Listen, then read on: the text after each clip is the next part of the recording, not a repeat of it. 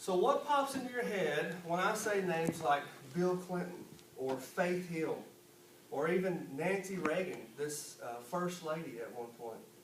Maybe even Steve Jobs, the founder of Apple. Or, everybody knows this friendly old guy right here, Dave Thomas. What pops into your head whenever you think about these people?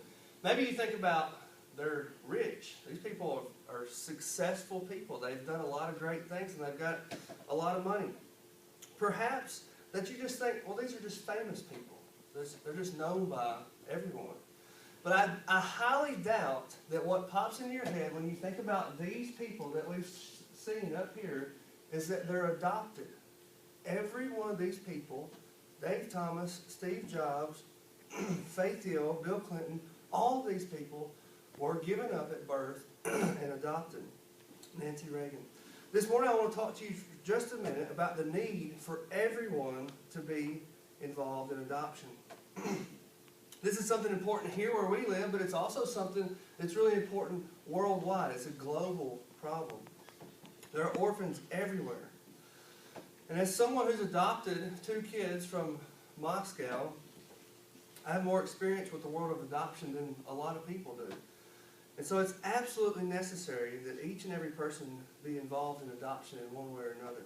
There are so many orphans in the world that if we were to put, these are the 4 largest countries in the world.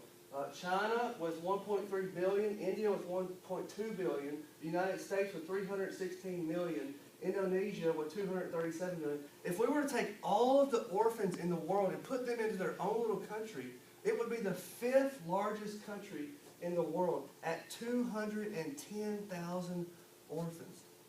Now I don't want to share specific stats with you, but I just want to, because you've all heard them, you've all seen the commercials about the little guy who's about to die and hasn't had any water and all this kind of stuff. And you all know there are lots and lots of people without parents and without a home. But the estimated orphan count, it's hard to count people that everyone doesn't know about and everyone doesn't keep up with.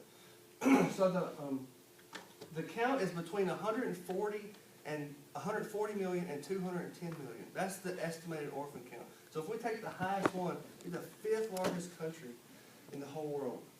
Maybe you know someone from your school or from your family, or maybe an acquaintance who got pregnant and who wasn't trying to. Oftentimes these people that get pregnant, they don't have the resources to care for a child. Maybe they don't even want to care for a child. And either way, these children become orphans. I've heard the stories and I've read the books. I've been in the orphanages. I've seen the babies. I've held the babies. I know that this is a huge need. The question is, why don't we do something about it? Why don't you do something about it? See, there are so many different ways to help with our worldwide orphan crisis. Unfortunately, most people don't even know what they can do. Most people think that the only thing they could do would be to go to Africa to pick up one of these malnourished orphan babies. That's the only thing that a lot of people think they can do. But the sky is the limit with helping. Obviously, that is one way to help, is through adopting an orphan.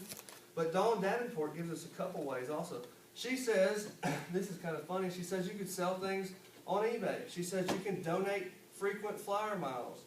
She says, put all your loose change in a jar to give to a family who is adopting.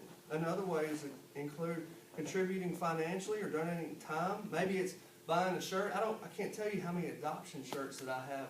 It was $20 here and $20 there to help an orphan come home. Working a yard sale, babysitting kids for someone who's doing something like this. Blowing the whistle on the need to adopt. Remaining sexually pure before marriage, making sure that we prevent them from being orphans. Volunteering in an orphanage or a pregnancy center, encouraging those who are waiting on their baby, teach others about sex education, become more educated about human trafficking, become a foster parent, all these different things. I've had several friends to adopt, and I've adopted twice, and most of y'all in this room probably know that my sister-in-law flies out on December the 9th to go see her little girl in Poland.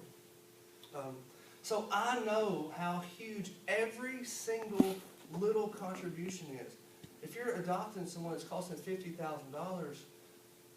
$20 here and $20 there, it adds up a volunteer for 5 minutes here and 2 hours here and all that kind of stuff. It adds up.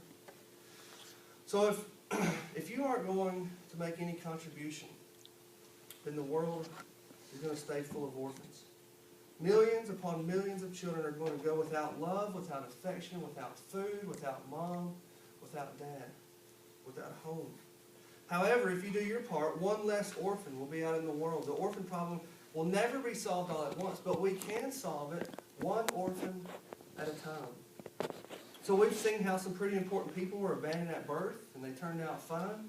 We've seen there's a huge orphan problem. We've seen there's so many ways to help. Nothing you do in this area is too small. Paul Golden says, if one family in every 3 churches in the U.S. adopt a waiting child, every waiting child in the U.S. would be adopted. 1 in 3. I can't give every one of them a home, and you can't either.